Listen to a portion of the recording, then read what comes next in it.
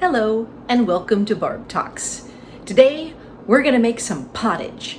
And so how you make pottage is first you go into your refrigerator and you find whatever ingredients of vegetables you have laying around. And what I happen to have is some cilantro, parsnip, called turnip, that's what it is. I got some garlic, I got some red peppers, I got some green onions, got some radishes, butternut squash. So you get whatever vegetables you have in your refrigerator that are kind of like bits and bats of this and that. And then you find if you've got some bouillon cubes thing, you can grab some of those. Next comes the work of chopping things up. And so you need some sort of a chop block and a sharp knife. Of course, you take the thing off the knife, the sheath off the knife before you use it. And then you just start chopping. Washing it, of course, first, and then chopping it up. Some of the history of pottage, from what I understand it, is it was used by people from like long ago. They basically just found their remnants of vegetables they had laying around, and if they had meat as well, and then just combined it all together, and then they had food. I know that sounds so simple, but I think in present day where we're so worried about, we got to follow a recipe, or, I don't have that in my house type of thing, so I can't make that particular dish. And pottage was just a dish that whatever you had worked.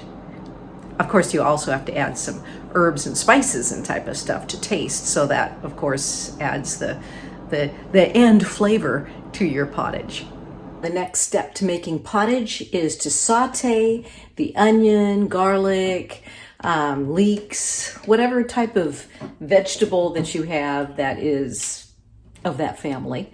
Put a little bit of, or I say a dollop, however you want to say it, of olive oil in the pot. And heat up the stove. And throw in whatever you've got for your garlic and onions and that kind of thing. I'm just using garlic this time because that's what I have on hand. And that's the great thing about pottage, is that you can just use whatever you have on hand, whatever vegetables, whatever herbs. But yeah, so I'm starting out with, actually I do have green onions too, but I'm putting them in with the rest of the vegetables. And right now, just sauteing garlic, and you cook the garlic until it's soft and it has that delicious, mellow, warm, toasty flavor to it.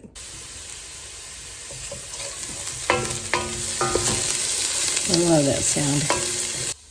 Next, you add to the sauteed vegetables whatever vegetables you cut up. And right now I've got all these delicious vegetables in there.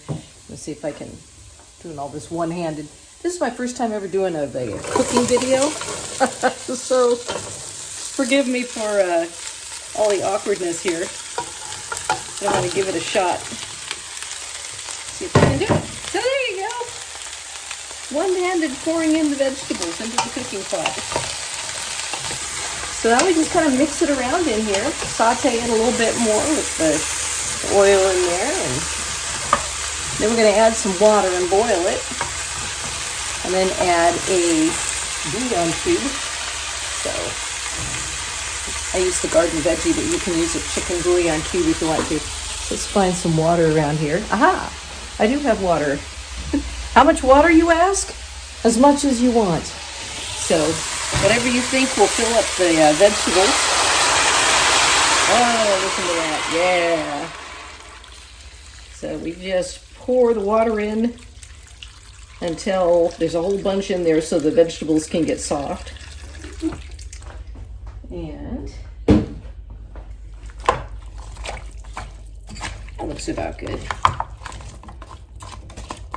And then also add in a bouillon cube. So let me see if I can get one of those out. These are like full of herbs and salts and all kinds of stuff so that your pottage just doesn't taste really bland, but it has a little bit of flavor to it, so you don't have to like guess what to add to it when it comes to the salt and pepper flavor. You can always add more at the end, but having a bouillon cube in there is kind of the cook's secret to making it taste like a good pottage. Now this particular pottage I'm not adding meat to. The traditional pottage you add meat to. But yeah, so I'll add that in there. And then it's just a case of putting on a lid, bringing it to boil, letting it boil until the vegetables are soft. And then I usually add in like parsley or cilantro. Today I have cilantro I'm going to be adding in that I've already cut up. But, and again, you can add whatever you want in as much or as little as you want, depending on what you have available. And the great thing about that is you can use seasonal vegetables. So every time you make pottage, it can taste totally different and delicious for whatever is at that particular season. Okay, so I cooked the pottage. I boiled it, and then I put it on simmer after it got to boiling, and then simmered it for about 30 minutes. And so then it looks like this now. You can see the vegetables are kind of a softer color. They're not, and then look at how when you like put a fork in them, it just easily goes in. And you add the cilantro and stir that in, and oh, smell. Oh, it smells amazing.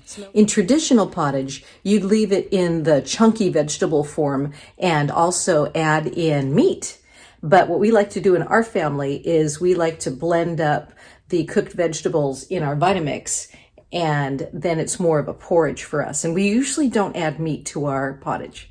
Okay, so now we have blended up the pottage that we like, and this is what it looks like.